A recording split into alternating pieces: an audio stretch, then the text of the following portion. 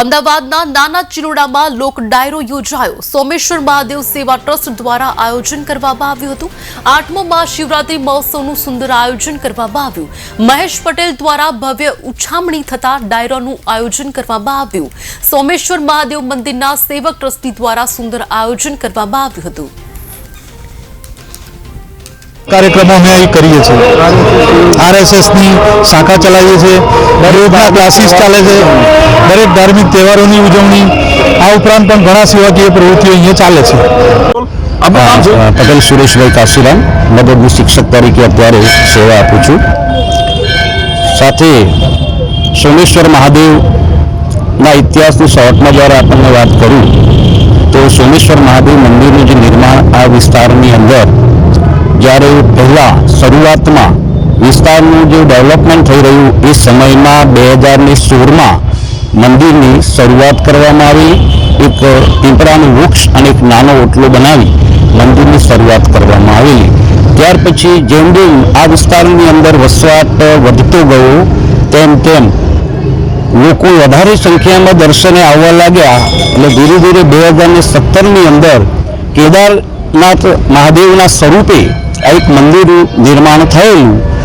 ત્યાર પછી ક્રમશઃ વિસ્તારની અંદર જેમ જેમ વસવાટ વધતો ગયો, વધારે દર્શનાર્થીઓ જેમ આવવા લાગ્યા તેમ 2018ની અંદર સોમેશ્વર મહાદેવ સેવા ટ્રસ્ટની રચના કરવામાં આવી, જેથી કરીને મંદિરનો સુદૃઢ અને પારદર્શક વહીવટ કરી શકાય તે હેતુથી સેવા ટ્રસ્ટની રચના થઈ અને સેવા ટ્રસ્ટ દ્વારા સતત અવિરત મંદિરના વિકાસની કામગીરી એ કરવામાં આવી। ત્યાર પછી 2018ની અંદર પ્રથમ મહાશિવરાત્રિ મહોત્સવ અહીંયા ભોળાનાથના સાનિધ્યમાં ઉજવવામાં આવેલો।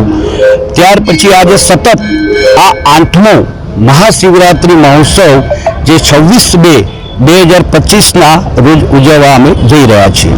શિવરાત્રી જે આવી રહી છે, હવે આગામી પ્રોગ્રામ કઈ રીતે છે?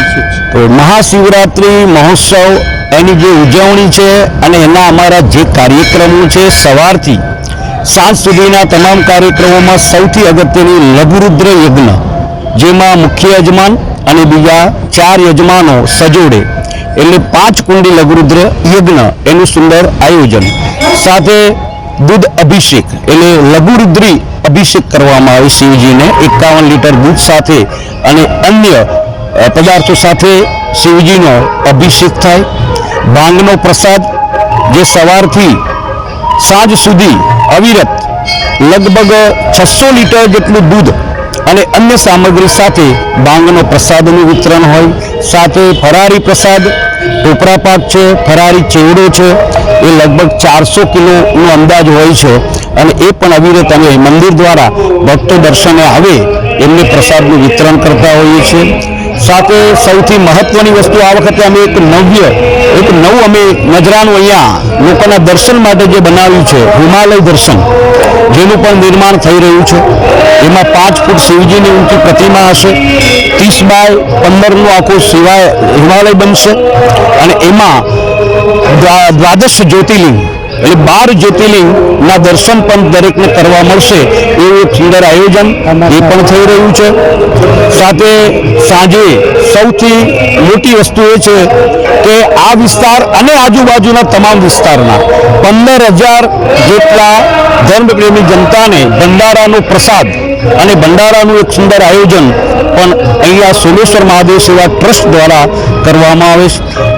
આ અમારા મહાશિવરાત્રિ મહોત્સવના કાર્યક્રમો દિવસના હોય છે, બીજા અન્ય નાના મોટા કાર્યક્રમો પણ સાથે અમારા ચાલુ જ હોય છે।